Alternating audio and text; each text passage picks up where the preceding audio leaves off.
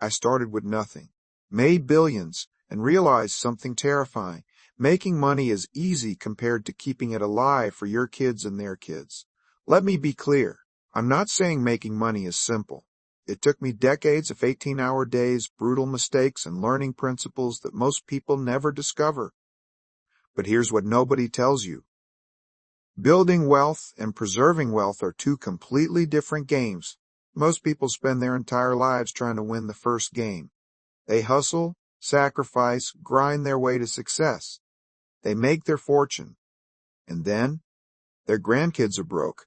70% of wealthy families lose everything by the second generation. 90% by the third. Think about that.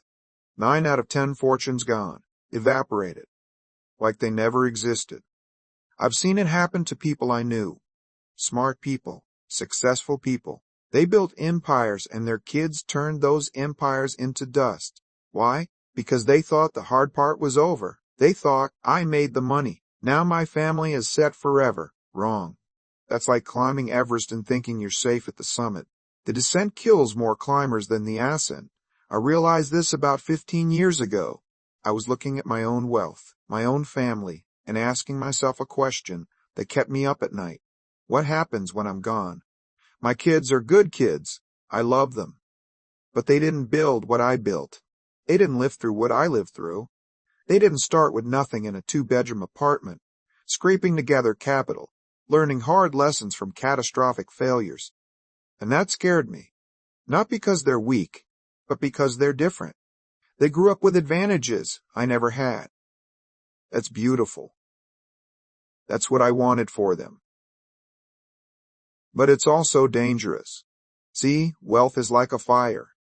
Building it requires friction, struggle, failure, hunger. You rub sticks together until something ignites. But keeping that fire alive, that requires a completely different skill set. You need structure, systems, protection from the wind. You can't just hand someone a fire and expect them to keep it burning if they never learned how to build one. That's the paradox. The very advantages you give your children, comfort, security, resources, those same advantages can destroy their ability to handle what you're giving them. It's not their fault. It's physics. If you never lift heavy things, your muscles atrophy. If you never face financial pressure, your financial muscles never develop. So here's what I did. I stopped thinking about making money and started thinking about building a system, a machine, something that could run without me, something that could survive my kids' mistakes, something that could adapt to a future I can't even imagine. I studied families that stayed wealthy for generations. The Rothschilds, the Rockefellers, old European dynasties that survived wars, revolutions, depressions, and radical technological change. What did they have that lottery winners don't? Principles, not luck, not genius kids, not perfect timing. Principles, repeatable, transferable, evolution-proof principles. I identified 5 of them. 5 core principles that separate families who build generational wealth from families who build expensive lessons for their grandchildren. These aren't theories. I've tested them. I've built them into my own family's foundation. I've watched them work, and I've watched families without them collapse. And here's what nobody wants to hear. Most wealthy people are getting this completely wrong. They're focused on the wrong things. They're optimizing for comfort instead of survival. They're building monuments when they should be building organisms. They think estate planning is enough, or a trust fund, or teaching their kids about money. It's not. Those things matter, but they're superficial. They're band-aids on a structural problem. The real question is this. What separates a fortune that lasts 3 generations from one that lasts 300? Principle 1, truth over comfort. The first principle is the one that makes most families squirm. Radical truth over comfort. Let me tell you what kills wealth faster than bad investments. Silence. Polite lies. Avoided conversations. Pretending everything is fine when it's not. Most families treat money like a shameful secret. They don't talk about it. They don't share the real numbers. They don't discuss fears, failures, or the actual state of things. Why? Because it's uncomfortable. Parents don't want to burden their kids. Kids don't want to seem greedy. Everyone tiptoes around the truth to keep things pleasant. And meanwhile, financial cancer is growing in the dark. Here's what I learned. Building Bridgewater, you can't fix what you can't see. You can't solve problems you won't name. Radical truth means creating a family culture where financial reality is non-negotiable, where hard conversations happen early and often, where everyone knows the numbers, the risks, the challenges, not when someone dies, not when the money's already gone. Now, I'll give you an example. I know a family incredibly wealthy. The father built a massive business, hundreds of millions. He never told his kids the truth about the business. He wanted to protect them, keep them innocent, let them enjoy life without stress. Sweet intention, catastrophic result. When he died, his kids inherited a company they didn't understand, debts they didn't know existed, and obligations they couldn't handle. The business collapsed within 3 years, not because the kids were stupid, because they were blind. Their father loved them so much he left them defenseless. That's what happens when you choose comfort over truth. Compare that to another family I know. The parents started having money meetings with their kids when the kids were 12 years old. Not lectures, conversations. Here's how much we have. Here's how we made it. Here's what could go wrong. Here's what we're doing to protect it. Here's what you need to learn. Uncomfortable? Absolutely. The kids asked hard questions. What if you lose everything? What if we can't afford college? Are we actually rich or are we pretending? And the parents answered. Honestly, no sugarcoating, no fairy tales. Those kids are adults now. They're not entitled. They're not naive. They understand money as a tool, not magic. They make smart decisions because they grew up in reality, not fantasy. That's the difference. Truth is a vaccine. It's uncomfortable going in, but it protects you from something much worse. At Bridgewater, we have a principle. Radical transparency creates radical accountability. When everyone sees everything, nobody can hide. Problems get solved fast. Bad ideas get challenged. Good ideas get better. Same thing applies to family wealth. When your kids know the real number's what you have, what you owe, what generates income, what drains it, they can't live in delusion. They can't assume the money is infinite. They can't make stupid decisions based on false assumptions. But here's the part most people miss. Truth isn't just about numbers. It's about values, fears, failures. You need to tell them about the mistakes you made, the times you almost lost everything, the lessons that cost you millions to learn. Why? Because if you only show them your wins, they'll think success is easy. They'll think they're invincible because they're your kids. That's a recipe for disaster. I've told my kids about every major failure I've had. The bad trades, the hiring mistakes, the times I was arrogant and paid for it, not to scare them, to prepare them. Because wealth without wisdom is just a countdown timer to zero. Here's the uncomfortable truth about truth. Most people can't handle it. They'd rather live in a comfortable lie than face a hard reality. But generational wealth doesn't care about your feelings. It cares about survival. And survival requires seeing things as they are, not as you wish they were. So if you want your wealth to outlive you, start talking.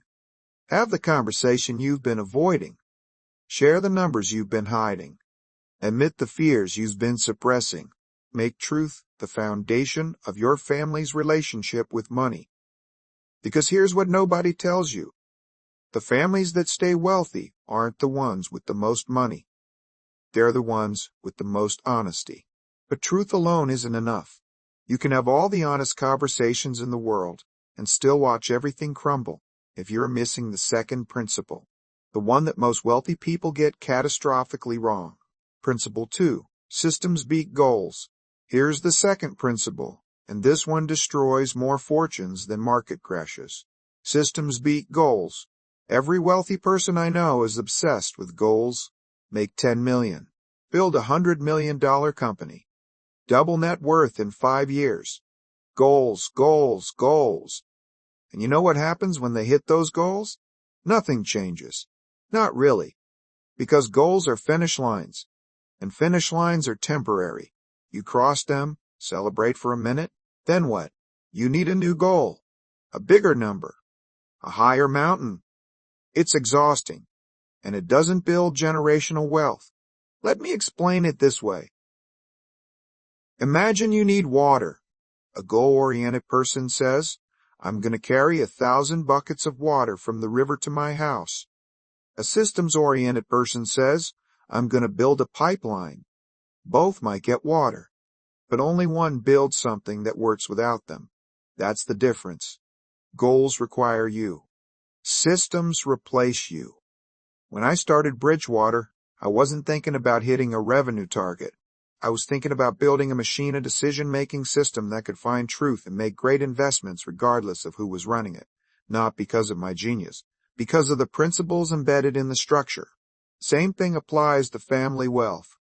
If your wealth depends on you making smart decisions every day, what happens when you can't? When you're gone? When you're old? When you're sick? It collapses. But if your wealth is embedded in systems, investment protocols, governance structures, education frameworks, automated processes, then it keeps running. Let me give you a real example. There's a family I studied. 4th generation of wealth. Still thriving. Here's what they built. A family constitution. Sounds formal. Maybe even stuffy, but listen to what it does. It defines how decisions get made. Who has authority over what? How disputes get resolved. When family members can access capital. What education is required before joining the family office. It's all written down. Agreed upon. Enforced. Nobody has to guess. Nobody has to fight. The system handles it. Compare that to another family. Same level of wealth, same generation. No system. Just a patriarch making all the decisions based on his mood, his favorites, his gut feelings. When he died, chaos. The kids fought over everything. Who gets what? Who's in charge? Who knows what they're doing? Lawyers got rich, the family got poor. Not because they were bad people. Because there was no system. Here's what most people don't understand. Your kids won't have your drive. They shouldn't have to. They didn't grow up hungry like you did. They didn't start with nothing. They won't have the same fire. And that's okay. That's actually the whole point of building wealth, so they don't have to struggle like you did. But if your wealth depends on them being exactly like you, you've already lost. The system has to carry them. Think about it like this. You're not building a bicycle. You're building a car. A bicycle requires constant effort, constant pedaling. If you stop, you fall. A car has an engine. You can rest. You can even let someone else drive. The machine does the work. That's what systems do. They create engines that run without your constant input. So what does a wealth system actually look like? It's not one thing. It's layers. Investment systems, diversified portfolios, managed by professionals with clear mandates. Not dad pick stocks, a structured process that works every time. Education systems required financial literacy for all family members. Not optional. Not when someone feels like it. Built into the family culture. Governance systems, boards, councils, regular meetings with agendas and accountability. Decisions made by process, not personality. Distribution systems, clear rules about when and how wealth gets distributed. Not emotional decisions in crisis moments. Communication systems, regular family meetings, transparent reporting, documented decisions. Everyone knows what's happening. Notice what all of these have in common? They don't depend on you being brilliant every day. They don't require your kids to be financial geniuses. They're designed to work even when people are tired, confused, grieving, or distracted.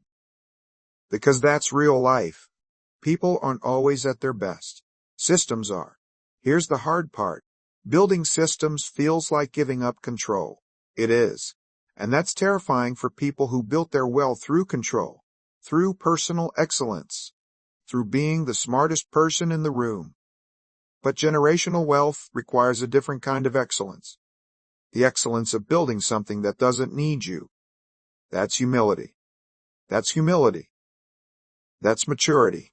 It's admitting that you won't live forever and building accordingly. At Bridgewater, we have a principle. Systemize your decision-making. Don't rely on genius. Genius is inconsistent. Build systems that make good decisions automatically. Same principle applies to your family fortune. Stop being the hero. Start being the architect. Build the machine. Write the rules. Create the structure. Then step back and let it run. Because if your wealth can't survive without you, it won't survive at all. But here's the problem with systems. They work great when everything is smooth. But what happens when things get hard? When your kids face real pressure? That's where the third principle comes in, the one that makes most parents deeply uncomfortable. Principle 3, pain is the teacher. The third principle is the one that separates parents who love their kids from parents who prepare their kids. Pain is the teacher. Here's the brutal truth nobody wants to hear. If you protect your children from all pain, you guarantee they'll lose everything you built. I know how that sounds. Cold, harsh, unparental. But listen to me.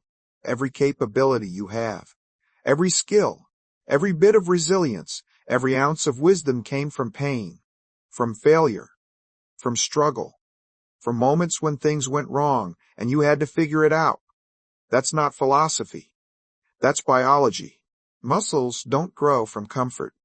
They grow from resistance, from tearing and rebuilding. Your immune system doesn't get stronger by avoiding germs. It gets stronger by fighting them. Same thing with character, with judgment, with financial intelligence. You don't learn those things from lectures. You learn them from consequences. But here's what most wealthy parents do. They remove all consequences. Kid makes a bad decision, parents fix it. Kid wants something expensive, parents buy it. Kid faces a challenge, parents solve it. They think they're being loving. They're actually being destructive. Let me tell you about a guy I knew. Built a massive fortune in real estate. Brilliant guy, self-made. Started with nothing. He had 3 kids, loved them desperately, gave them everything, the best schools, the best cars, the best connections. Anytime they got in trouble, he bailed them out. Anytime they needed money, he gave it. Anytime they failed, he cushioned the fall. You know what those kids learned? That actions don't have consequences. That money solves everything. That they don't need to be competent because Dad will always rescue them. He died 5 years ago. His kids burned through $40 million in 3 years. Bad investments, expensive divorces, lifestyle inflation, terrible decisions with zero accountability. The money's almost gone now. Not because they're evil, because they're weak. And they're weak because he never let them build strength. Compare that to another family I know. The father was also wealthy. But he did something different. He gave his kids challenges, real ones. At 16, each kid had to start a business with a $1,000 loan from Dad. If they made it profitable, they kept it. If they failed, they lost the money and had to work it off. No second chances. No bailouts. One kid started a lawn care business, failed in the first year, lost the $1,000, spent the next summer working to pay it back. The next year he tried again. Different approach. It worked. You know what he learned? That failure isn't fatal. That you can recover. That trying again with better information is how you win. That kid is 30 now. Runs a $20 million business, self-sufficient, confident. Not because his dad gave him money, because his dad gave him controlled failure. That's the key word, controlled. I'm not saying throw your kids into the deep end with no supervision. That's negligence. I'm saying create environments where they can fail safely, where the stakes are real but not catastrophic. Let them lose $1,000, not $1 million. Let them face consequences while you're alive to help them process the lesson, not after you're dead and there's no one to guide them. Here's what I did with my own kids. I gave them investment portfolios when they were young. Real money. Not huge, but meaningful to them. They made decisions, some good, some terrible. When they made bad investments, I didn't bail them out. I let them watch the money disappear. Was it hard? Yes. Did I want to rescue them? Absolutely. But I knew something more important.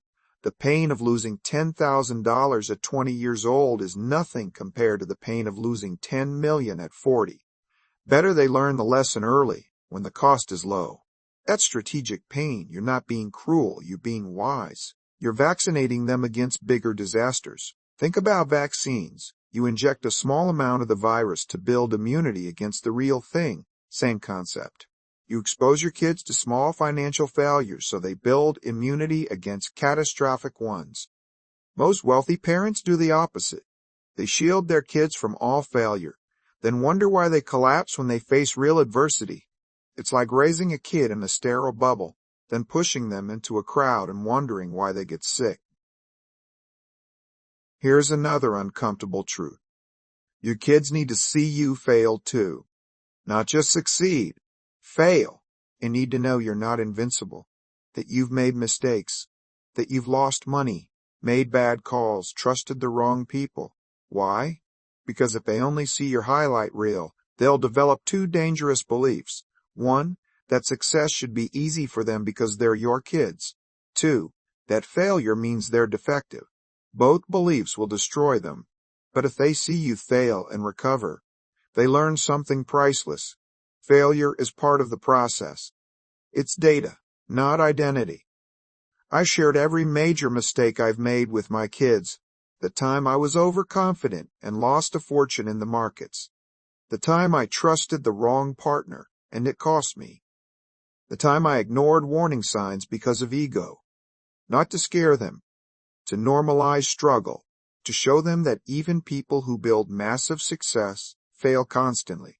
The difference is they learn from it and keep going. That's resilience. And resilience is what keeps wealth alive across generations. Here's the principle: comfort now or competence later. You can't have both. If you give your kids a friction-free life, you guarantee they'll be incompetent when friction inevitably arrives. And friction always arrives. Markets crash. Businesses fail. Relationships end. Health declines. Life is struggle. Money doesn't change that. It just changes what you're struggling with. So you have a choice as a parent. You can give your kids a soft life and watch them crumble when it gets hard. Or you can give them a challenging life and watch them thrive when it gets hard. Love doesn't mean removing all obstacles. Love means preparing them for obstacles. It's tough love, real love, the kind that builds character instead of entitlement. But even if you teach them resilience, there's still a massive vulnerability most wealthy families never address.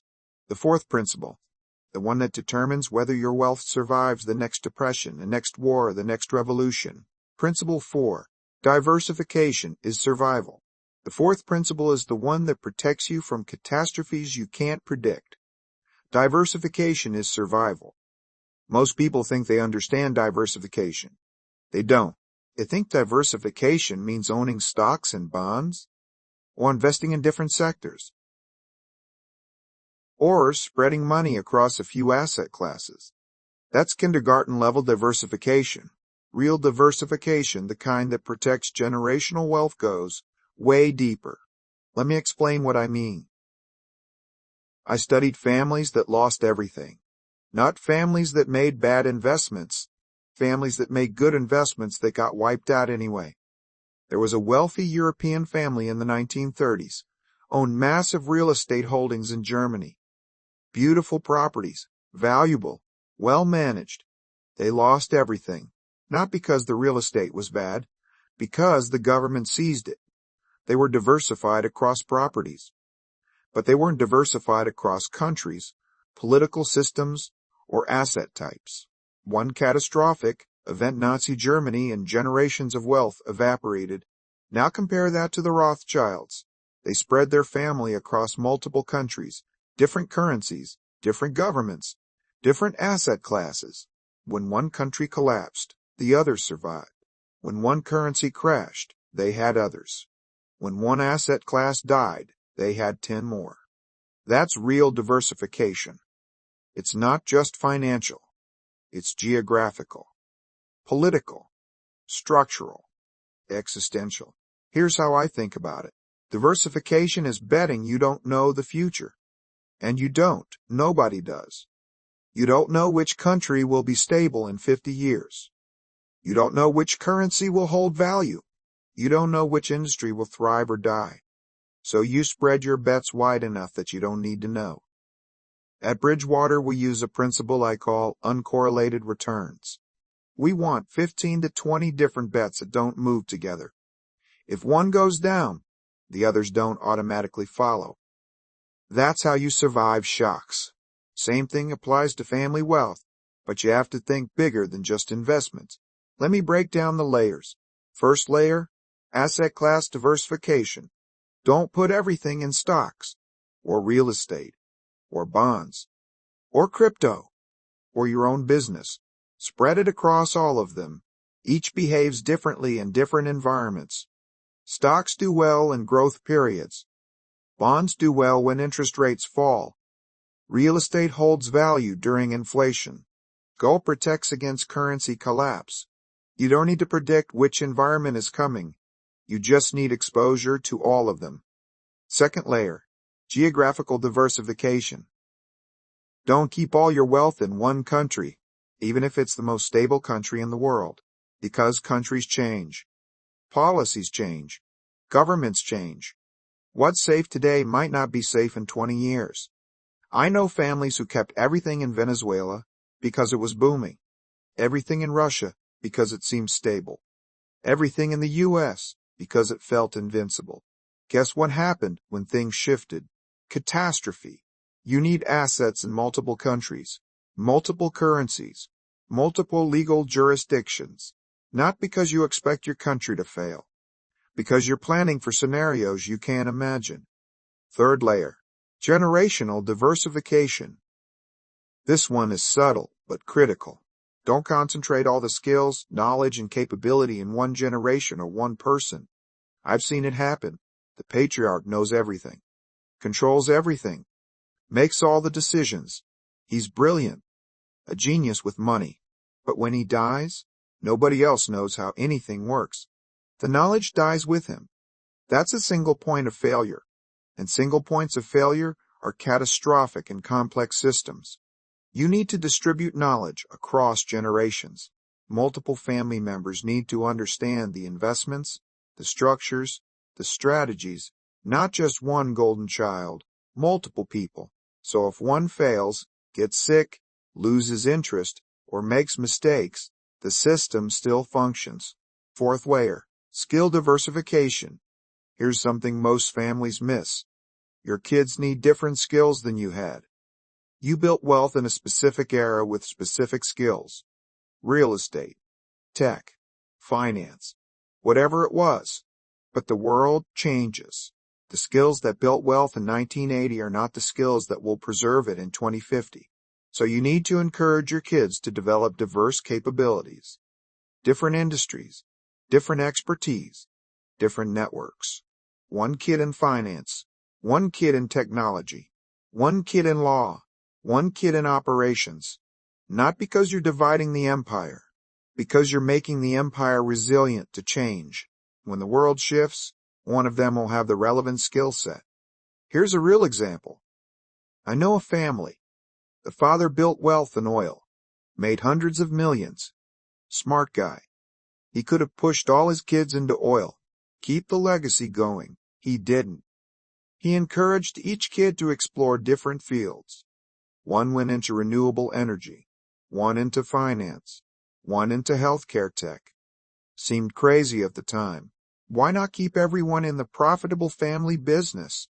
Because he knew oil wouldn't last forever. 20 years later, that diversification saved them. Oil declined.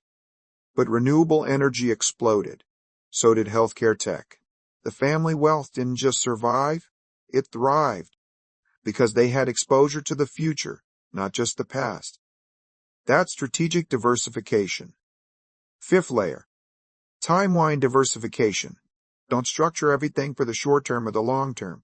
You need both. Some wealth needs to be liquid, accessible, for emergencies, opportunities, or immediate needs. Some wealth needs to be locked up, illiquid, protected from impulsive decisions and short-term volatility. You need assets that pay off in 1 year, 5 years, 20 years, and 50 years. Because you don't know when you'll need what. Here's the principle. Diversification is humility. It's admitting you don't have all the answers, that you can't predict the future, that catastrophes happen to smart people too. Most wealthy people resist diversification because it feels like weakness. They got rich by concentrating, by betting big on one thing, by going all in. And that worked for them in their era. But generational wealth isn't about making a fortune.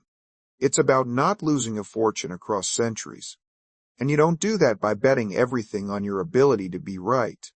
You do that by betting on your ability to survive being wrong. Diversification isn't about maximizing returns. It's about minimizing catastrophic loss. Would you rather make 30% a year for 10 years and then lose everything? Or make 12% a year for 100 years and never lose everything? The first approach builds wealth. The second approach builds legacies. Here's what I tell people. If you can destroy my wealth with one event, I'm not diversified enough. One market crash?